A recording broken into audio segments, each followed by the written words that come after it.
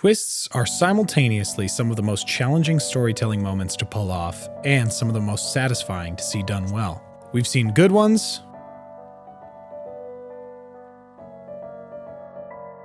and bad ones. Somehow Palpatine returned. Twists rely on the subversion of expectations, a phrase which has become a bit of a meme these days ever since the Star Wars sequels managed to subvert expectations in the worst possible way. People went in expecting a good movie, and instead they received a kick to the groin. To subvert expectations effectively, I think you need three things: consistent character motivations, established rules, and foreshadowing. So what is an example of a good twist, and what can we learn from it in terms of storytelling? If you've seen Arcane, you probably already know the scene I'm going to talk about. If you haven't, this is your last chance to turn back and watch the show for yourself to experience one of the most gut-wrenching moments in television. Spoilers ahead. Still here? Great. Let's talk about Powder's first success. As we approach the third episode of Arcane, we've spent a good chunk of time learning about some key characters. Violet is a strong, willful, and driven young woman who wants a better life for the people around her. Powder is a young, playful, and naive girl who looks up to Violet and wants desperately to show her that she is capable. We've also learned about the girl's adoptive father, Vander, who, as a sort of de facto mayor, struggles to balance the safety of his people with his sense of justice. These three characters are the driving force behind the twist that is to come. So let's talk about each character and how they've developed up to this point, so we can later see how character motivation contributes to a good twist. The first time we see Violet, she's leading a ragtag group of kids on a heist in an area of the city they are clearly not supposed to be. The other characters defer to her and clearly respect her as a leader. As the heist progresses, we are shown that she is attempting to accomplish something of her own and to earn the respect of Vander, someone she looks up to.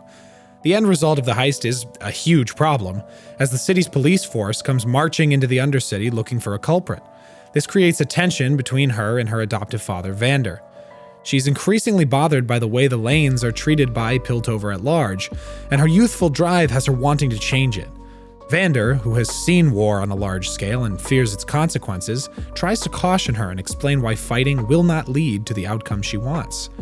Violet is torn. She starts to understand Vander's perspective, but without the experience that he has, she just can't quite come to terms with it. She wants better for the people of the Lanes, and better for Powder. As episode 2 comes to a close, she finds out that Vander has made a deal with Piltover. We stay out of Piltover, they stay out of the Lanes. This bit of information, combined with their earlier conversation where he reminded her how much she could lose if a fight broke out, solidifies her understanding that he is attempting to keep the peace for the sake of the people he cares about. This deepens her internal sense of right and wrong and increases how much she thinks about the people around her when making decisions. Vander is introduced to us as a strong, intelligent, and troubled man. He's clearly the leader of the people of the Lanes. Everyone respects him and looks to him for solutions. We know that he took in Vi and Powder after a large battle some time ago, and it appears he has taken in more children as well. When the children return from their heist gone wrong, he immediately singles out Violet. As he explains to her the consequences of being a leader, namely that people look up to you and follow you whether you like it or not, we can tell that he is speaking from experience. He is attempting to explain the significance of leadership to her, but in a way, he's also trying to justify his own actions. He knows that if the public found out he's keeping the peace, they'd be furious. Some might understand, but many are in the same boat as Violet, wondering why they have to live in squalor while Piltover lives in splendor. This is a line he treads every day. When he and Violet have their conversation later on, he tries to further explain why war won't solve their problem, and subtly justify his own actions by presenting them as wisdom. Whether we believe they are wise or not is irrelevant. He's presenting them as wisdom, and as a result, he's legitimizing them. Powder is introduced to us as a child struggling to hang with the cool kids. She idolizes Violet and wants to prove that she is capable of feats of her own. During their heist, she is treated like a burden and clearly feels it. The unfortunate truth is that, in reality, she is a burden, and is largely responsible for the heist going horribly wrong. Violet is encouraging and supportive of her at every turn, making her feel more capable, while the other kids are either putting her down or expressing their displeasure to Violet in full earshot of Powder. We learn that she is clever, but also that her clever devices tend not to work very well. She's young and lacks the knowledge and experience of her older sister, yet is dragged along into every piece of mischief and encouraged to keep trying to do her best. Vi reminds her that she has her own skills and she will be successful if she keeps trying and doesn't focus too much on setbacks. We know Powder values Vi's advice above all, and so she takes this to heart. Let's move on to established rules, the second part of a good twist. We'll come back to those character motivations later and we'll see how it all ties together. In any story, it is important to establish the way the world works. By doing this, you create a sense of reality in the events that occur in the narrative. This doesn't necessarily mean that what happens is realistic by our understanding. It just means that it is consistent and therefore makes sense within the established rules of the story. This is essential for a twist to hit. When a twist doesn't follow established rules, it feels weak and unearned. It feels like a deus ex machina. One thing is clearly set up, but then a different thing happens, just because. As an example, imagine a story where magic has not been established. Two characters are in a sword fight and the villain has the hero on the ropes when suddenly the hero shoots fire from her hands and burns the villain to a crisp. That's a twist, all right, but why can the hero use magic if there has never been magic in the story up until this point? Will we feel satisfied by this result? Will we care that the character won, or will we just wonder why that happened? So how does Arcane establish rules? During the heist scene in the first episode, Powder discovers some glowing blue crystals in the apartment. She takes them, thinking they look neat. As the kids rush to escape the apartment, one of the crystals falls and explodes, destroying the building. This establishes the crystals as powerful and unstable. Later, we learn that these crystals contain powerful magic that a scientist is attempting to stabilize to create usable energy. He is struggling to do so we learn that these crystals are magical and that magic is difficult to work with. We then meet a character who is over 300 years old and has seen magic in the past where it was used to destroy, harm, and control. He explains that magic is inherently dangerous, but we also learn that it has been used for good and can even heal people. We've now established that these crystals are powerful, unstable, but capable of good or bad depending on the user. These are the established rules of magic in the story. We'll come back to that when we tie it all together, but let's move on to the third element, foreshadowing. A good twist relies on two types of foreshadowing: obvious foreshadowing and subtle foreshadowing. When a twist occurs, it should feel as though both the expected outcome and the true outcome were foreshadowed. The balance is emphasizing the foreshadowing of the expected outcome without making it so obvious that you are setting up one outcome. This is much easier to do when you have fulfilled the first two parts of a good twist. Consistent motivations and established rules make the foreshadowing almost happen on its own. As Vi's character develops and she communicates with Vander, it becomes clear that she will end up following his advice. We know she looks up to him, and we know that she cares about Powder. So when Vander tells her that trying to fight will bring harm to the ones she loves, we know she is going to make a choice to keep them safe. As Powder develops, we know she looks up to her sister and wants more than anything to prove herself. We see Vi encourage her to always keep trying and to not listen to people who tell her she can't. We know then that given the opportunity, she will attempt to make her sister proud and show what she is capable of.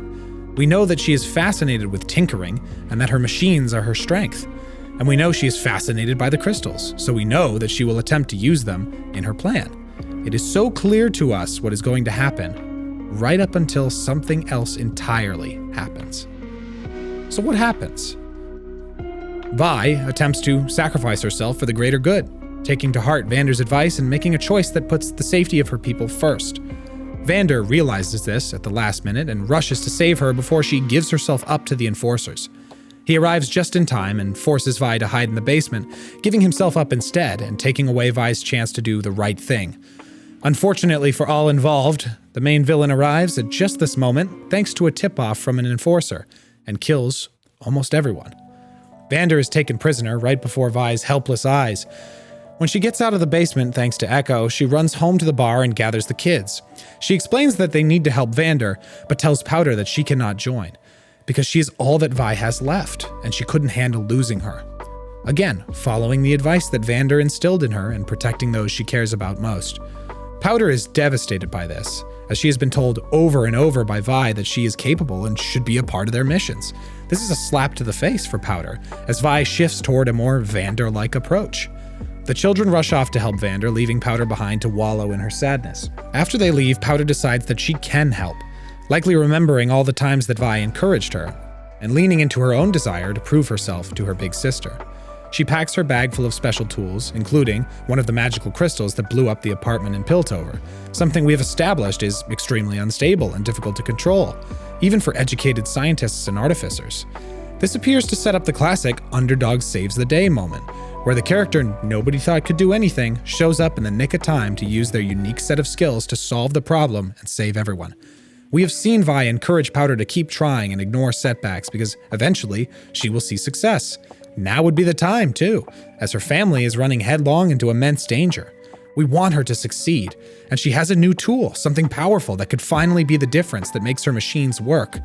Vi and the kids arrive at a secret hideout to find Vander locked up, and begin using their skills to attempt to free him when they are surprised by the main villain.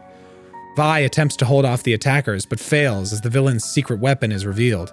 She barely escapes and seals the room as the secret weapon slams on the door. Things don't look great as Powder arrives, and she springs into action, revealing a new machine that appears to utilize the magic crystal she found. She releases the machine after begging it to work this time. It's a perfect setup for Powder to save the day. As the machine walks closer to the beast smashing the door, we see that Vi and the kids are actually about to succeed in getting out the back of the warehouse. The question is whether or not the door will hold long enough for them to get out. At this moment, Powder's machine approaches the beast, and after so many failed attempts, it works.